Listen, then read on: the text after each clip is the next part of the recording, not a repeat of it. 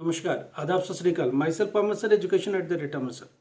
आपको पता हम लोग एनआईएस के बारे में बात करते रहते हैं, उसी कड़ी में आज और भी बात करेंगे। क्योंकि दीपावली की छुट्टियां चल रही है, पहली बात तो दीपावली की हार्दिक शुभकामनाएं सभी को। और आशा करते हैं कि आप सबकी एग्ज़ाम और जो भी स्टडी चल रही होगी बहुत अच्छी होगी। इसकी मंगल कामना करते हुए हम लोग आगे बढ़ते हैं। टीएमए के लिए अपडेट आपको दे दिया था, क्योंकि दीपावली की छुट्टियों में हम सब भी बाहर हैं और थोड़ी सी आउट ऑफ स्टेशन है, तो that's why we are not able to give you video continuous. तो आपको मिलेगा वीडियो, एक दो दिन के बाद फिर हम लोग इस पर कंटिन्यू करेंगे और बहुत तेज़ी से इस पर काम करेंगे। और जहाँ तक टीएमए की बात है, हर एक सब्जेक्ट के टीएमए का वीडियो मिलेगा, as well as PDF file भी मिलेगा आपको ग्रुप में। तो आपको घबराने की जरूरत नहीं है, आप अपना टीएमए अपने आप भी अपलोड कर सकते हो, हम लोग भी अपलोड कर सकते हैं। दोनों में जो भी ऑप्शन आप देंगे उसके हिसाब से हो जाएगा, कोई प्रॉब्लम नहीं है। हाँ, आपको अपडेट ये करना था, एग्जामिनेशन फीस 15 ऑनवर्ड शुरू हो सकता है। जैसे ही नोटिफिकेशन आएगा, सबसे पहला नोटिफिकेशन हम आपको देंगे। ज़्यादा से ज़्यादा 15 नहीं तो 20 से स्टार्ट हो ही जाएगा अटेंडिंग हाउ एग्ज़ाम फीस भरने के लिए। और ध्यान रखिएगा, एग्जामिनेशन फीस बहुत इंपॉर्टेंट है, अगर नहीं भरे तो फंसेंगे आप, ठीक है।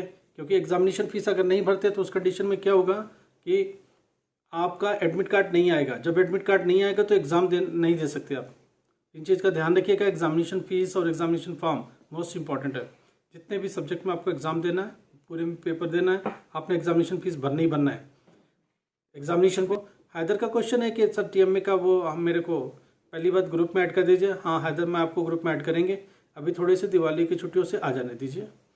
हम सब हिल स्टेशन पर बेटा, टाइम नहीं है, ठीक है। जैसे ही हम लोग वापस आते हैं छुट्टियों से, हम लोग इस पर काम करेंगे। जो बच्चे रह गए, जिनका टीएमए से वास्ता है, पीडीएफ चाहिए, उनको ग्रुप में डालना ही पड़ेगा। ग्रुप में डालेंगे, उसमें पीडीएफ डाल देंगे। आपने देखा मैंने इंग्लिश 12th क्लास की पीडीएफ डाल दी है, बहुत अच्छी है। आप उसमें से नेम वाला पोर्शन वाला काट दीजिए, बाकी का क्वेश्चन अपने आप को अपलोड कर सकते हैं या उससे देख के कॉपी कर सकते हैं। बहुत प्यारा बनाया उसने। ऐसे ही बाकी सब्जेक्ट का स्क्रूटनी कर रहे हैं, बच्चों का आ रहा है हम लोग पास। पहले स्क्रूटनाइज करेंगे कि कौन सा ठीक है, कितना नहीं ठीक है।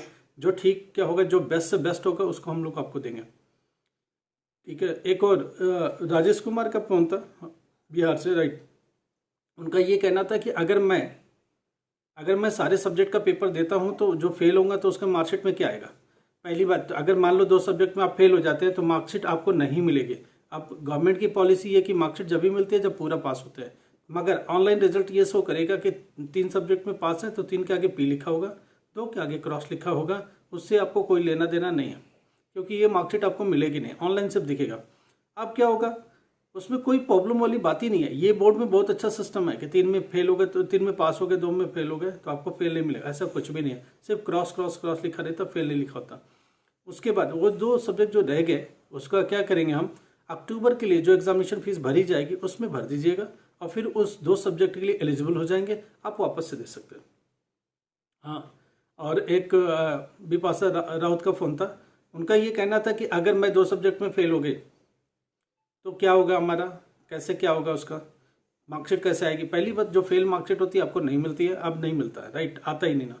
अब होगा क्या, उन 2 सब्जेक्ट का क्या होगा, तो 2 सब्जेक्ट का कोई चिंता वाली बात ही नहीं। आप उसमें उसकी फीस भर दीजिए, जैसे भरेंगे उसमें हो जाएगा। फीस भरेंगे, आप एलिजिबल हो जाएंगे अक्टूबर के एग्जाम देने के लिए। पहली बात, आप एग्जामिनेशन से घबरा क्यों रहे, सारे एग्जाम दीजिए, क्या होगा। सारे एग्जाम देने का फायदा होता है, कम से कम पता तो चलता है एग्जामिनेशन में क्या आ रहा है। मान लो एक बार आइडिया भी लग गया, 2 सब्जेक्ट में फेल भी हो गए तो क्या चिंता है, वो 2 सब्जेक्ट आप दे दीजिए अक्टूबर में। हाँ, एक और क्वेश्चन था, अगर मार्क्स कम आए तो क्या, उसकी भी फीस भर दीजिए। फिर 2 सब्जेक्ट फेल है वो भरिए, आपको लगता है कि एक सब्जेक्ट में मार्क्स कम है उसकी भी फीस भर दीजिए। उससे क्या होगा कि आप तीनों में एलिजिबल हो जाएंगे वापस एग्जाम देने के लिए।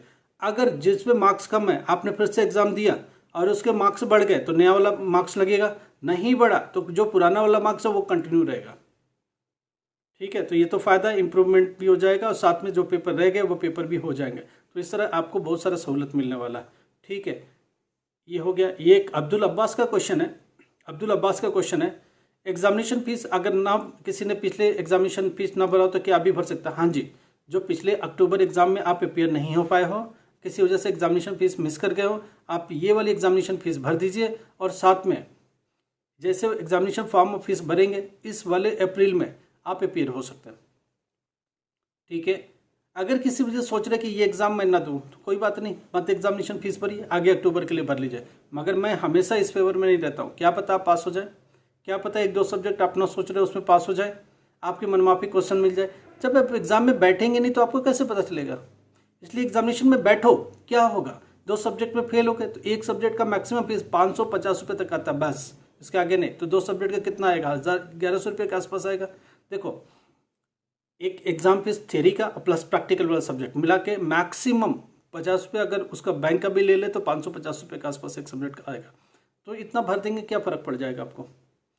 पैसा 2 सब्जेक्ट का फेल हो गए तो वापस से, अगर मार्क्स कम है तो इम्प्रूवमेंट के लिए भी उस सब्जेक्ट में फीस भर दें, 2 जिसमें फेल हो गए उसके लिए भी भर दें। कोशिश तो ये करें कि अभी के सारे पेपर में बैठिए आप। क्या पता जो सोच रहे कि ये नहीं हो पाएगा वो हो जाए आपसे, नहीं हुआ तो क्या हो जाएगा, उसके आगे फेल नहीं लिखा होगा, क्रॉस लिखा लगा रहता है, उसमें वापस से आप बैठ सकते हैं। ठीक है, 2 सब्जेक्ट जो फेल हो गए वो भर दीजिए, किसी में चाह रहे कि इम्प्रूव हो जाए मार्क्स उसमें भर दीजिए। हाँ, इम्प्रूवमेंट का एक रूल समझिए। आपने अभी एग्ज़ाम दिया, आपको लगा कि आप पास हो गए, आपके 3 सब्जेक्ट में मार्क्स कम है, आप वापस से फॉर्म भर दीजिए, फॉर्म और फीस भर दिए, अगले एग्ज़ाम के लिए एलिजिबल हो जाएंगे।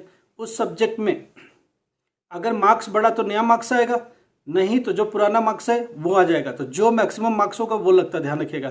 तो नहीं बढ़ा तो नहीं बढ़ा, कोई चिंता वाली बात नहीं, घटता नहीं है। कि सपोज करिए आपने मैथ्स का एग्ज़ाम दिया, मैथ्स में आपके आते 57, आप फिर से अगर एग्जामिनेशन फॉर्म और फीस भर के बैठते हैं तो क्या होगा, अगर नए एग्जाम में फिर से एग्जाम में आप 70 आ जाते हैं तो 70 मार्क्स लग जाएगा, पीछे वाला मार्क्स हट जाएगा, इम्प्रूव करके आ जाएगा, राइट। अगर मान लो 57 आप जो पाए थे उससे भी कम आ गए तो कोई प्रॉब्लम नहीं है, कम नहीं लगेगा, पहले वाला ही लग जाएगा, क्योंकि जो मैक्सिमम मार्क्स होगा वो वहाँ एग्जिस्ट करेगा। तो ये तो बहुत अच्छी बात है, बहुत अच्छा सिस्टम है इस बोर्ड का, आपको घबराने की ज़रूरत ही नहीं है। ठीक है, आप बैठे सारे सब्जेक्ट में, मान लो आप एक में पास होते बाकी सब में फेल होते तो क्या फ़र्क पड़ेगा।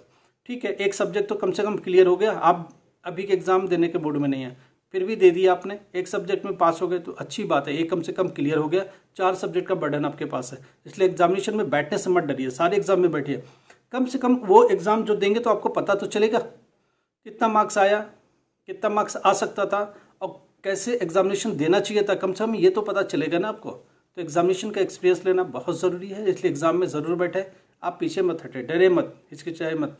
ठीक है, देखिए हम सब छुट्टियों में क्या कर रहे हैं, थोड़ा सा टाइम पास चल रहा है हम लोग का। ठीक है, इसलिए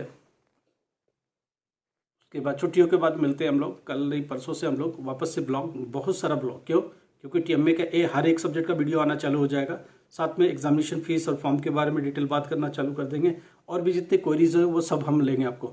ठीक है, तो कंटिन्यू आपको ब्लॉग देंगे।